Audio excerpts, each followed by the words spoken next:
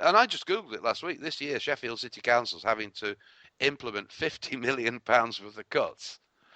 Shutting down libraries and sports clubs and all the usual austerity stuff. At the same time, they've allowed the police force to spend £19 million peddling lies, which they'd already admitted were lies. It was unbelievable, to be honest. So do you think there's any real contrition there? No, none whatsoever. And I mean, I've found this in many different areas. I mean, one of the areas which I think leads to this kind of thing, and since working at First Base, I've seen a lot of this, is the problem of public sector pension schemes, which obviously are, senior people in the public sector gets pensions the rest of us could only dream of, 2/3 of final salary. So, a chief constable's going to retire on 100 grand a year. I mean, these are big, big, big chunks of money. And they will go to almost any length to defend that. Unsurprisingly, I suppose, because it is vast sums of money. We had a case down here in Dumfries and Galloway. I met a local councillor who was, he had smoke coming out of his ears. He was so angry. And I said, what's the problem? And this was when the decision had been made to have a single fire service right across Scotland. And I guess I was talking to the council in maybe March, April, and the decision had been made. That's right. The decision had been made that the change would happen in the autumn. And at that point, we had a chief fire officer on 100 grand a year, his deputy on 50 grand a year, and his deputy on 25 grand a year. So the minute they announced it was going to be no more D&G fire service, it's going to be national, the chief fire officer retired, took early retirement, and took his £60,000 a year pension. And his deputy moved up one to become the chief. He did the job as chief for 2 months, and he retired on a 60 grand a year pension. And the number 3 guy stepped up to be the chief. So they managed to manipulate it to have 3 chiefs in 4 months to make sure each of them got the final salary. And that was like £180,000 a year for the next 20 years for Dumfries and Galloway Council, which is broke. And the council had hired the best lawyers they could find to try and find some way that this was fraudulent. They couldn't. And this, I think, Hillsborough is yet another instance where there's a very few officers managed to get the whole force, the council, everyone to march in step. I mean, if Duckenfield had just been honest and admitted, look, I had no experience, I completely froze, I made some terrible mistakes, I am so sorry, I don't think he'd have even been fired. He wouldn't have been promoted again. And yet, all of these lies, all of this, everything that happened since was really for no other reason, just to protect first the careers and then the pension funds of this tiny number of people. But we do see this an awful lot. And then, I kind of saw it right there, at the inquiry with these vast sums of public money being spent on unbelievably expensive lawyers for no other reason than just to protect a tiny group of individuals from the consequences of mistakes they'd made. Yeah, you sort of pre-answered my next question, which was, is this just about the actions of South Yorkshire Police, or do you think it's symptomatic of something that's wrong all across the British state and British establishment? I think it's symptomatic, absolutely. I mean, the disaster and why the disaster happened was a football story particular to the 1980s. The cover-up and the way everything that's happened for the last quarter of a century is all down to how the British establishment goes about its business. And it's like a well-oiled machine. It's been doing it for literally hundreds of years. No part of me thinks, they wouldn't try and do that again. I think they probably would. I mean, again, going back to the referendum, when you saw the pack of lies that London told, to manipulate the vote. You think, yeah, business as usual. This just never, ever changes. I mean, I hope we never go back to it being quite so dark as it was in the 80s. I mean, during the miners' strike, I was quite often travelling around. And if we were going to a football match, if you had 2 or 3 lads in a car in the north of England trying to go from A to B, you were stopped time and time again by these sort of unbelievably militarized, aggressive policemen. They were obviously not at that point interested as football fans. They thought we were flying pickets. But it was almost like a police state for many parts of the 1980s. And I hope that situation couldn't come back. But the institutionalized cover-up, it's very hard to have the confidence that that wouldn't happen again if something similar happened. Mm. And just to bring it back on the last question then to the Hillsborough inquiries that we've just seen. Now that the fans have been completely vindicated, is it over for the families? Is the story finished now? Can we put it to bed here, or do you think a lot of people would like to see prosecutions?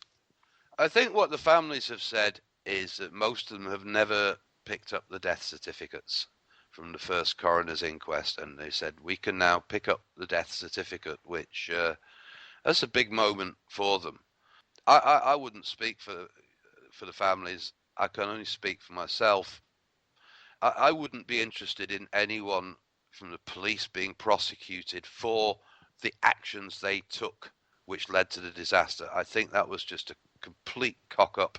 It was an accident. It wasn't deliberate. It was a huge failing. However, I think many prosecutions I would like to see, I'd like to see the people in the FA who forced Hillsborough to be used for that fixture, even though Liverpool had objected in writing, saying it was inadequate. Surely someone in the council who, in the full knowledge that there wasn't a safety certificate, turned a blind eye to allow the game to be put on. I think that deserves prosecution. Whoever stopped a whole line of ambulances for going on the pitch certainly deserves it. But I think most of us feel we're much more interested when it comes to people being put in front of a judge, found guilty and sent to prison, is the cover up. And there's obviously a major inquiry ongoing at the moment to look whether they can have prosecutions for perversion of justice and a whole list of other charges. And absolutely, that's where, I really would like to see people go to prison for quite a long time. Oddly enough, and I'm probably going to be proved wrong, there's a part of me has got a degree of confidence in Theresa May. I do think she's a Home Secretary with quite a lot of backbone, and she's proved over the years that she's no big cheerleader for the police.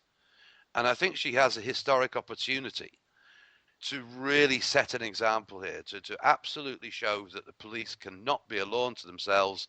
If they behave like this, they will go to jail and go to jail for a significant amount of time. And I think if she does that and sees it through, then that can be a really good legacy for what happens, because I think that will make policemen think again. And even the junior ones who are told to change a statement will think, I don't want to change the statement because if I do and it comes out, I'm going to go to prison. And I think that's where, as far as I'm concerned, but any other Liverpool fans from that time who I talk to, we all feel the same.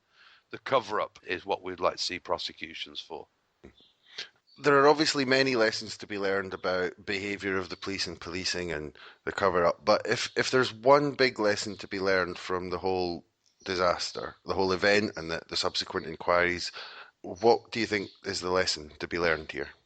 Again, I think this goes through all kinds of policing, and the biggest step which can be taken, and I think I've heard that we might be on the verge of it being taken, is that every single policeman every minute that they're on duty wears a camera which records everything that they do.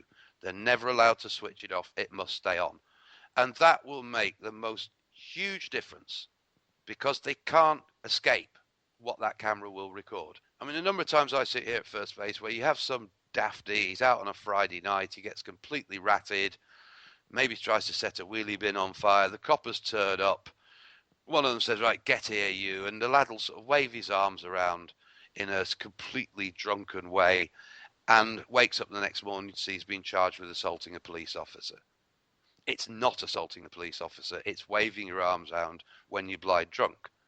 But he's then urged to plead guilty. He does plead guilty.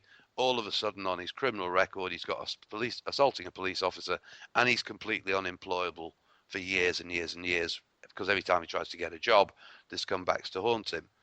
And if he did plead not guilty, he stood there as some young 18, 19-year-old lad who really doesn't remember what happened because he was that drunk, and he's got a copper. The copper's word will always be taken ahead of his, and yet another sort of nickel and dime event has completely screwed someone's life for years to come.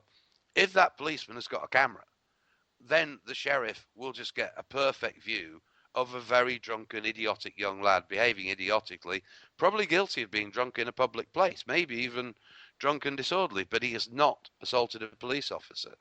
And obviously, if all the policemen had worn cameras on the day of Hillsborough, it couldn't have happened. That evidence would have been overwhelmingly compelling. And I think that in all kinds of aspects of bad policing does solve it. The day that they're required to wear a camera, which will keep an absolute record of everything they have said and done.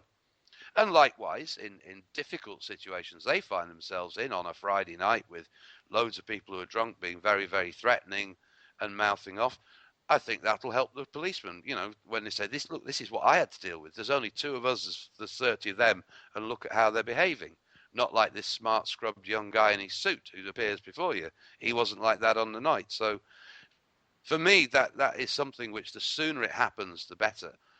And it's yet another example of something I think which the Scottish Parliament could do, and providing an example to not only the rest of Britain, but the rest of Europe. Say, look, we're doing this. This is what our policemen are required to do. And it would clear up so many miscarriages of justice, which just happen on an almost everyday basis. It would stop it. So that would be my big change if that could happen. All right. Thank you very much, Mark. No problem at all. Well, I think the biggest irony is that the sun is shining now and Hillsborough's quiet, and over there to the left, the green Yorkshire Hills. And who would have known that people would die here in the stadium this afternoon? I don't necessarily want to reflect on Heysel, but I was there that night broadcasting with Emlyn Hughes, and he was sitting behind me this afternoon. And after half an hour of watching stretchers going out and oxygen cylinders being brought in and ambulance sirens screaming, he touched me on the shoulder and he said, "I can't take any more." And Emlyn Hughes left. The gymnasium here at Hillsborough is being used as a mortuary for the dead.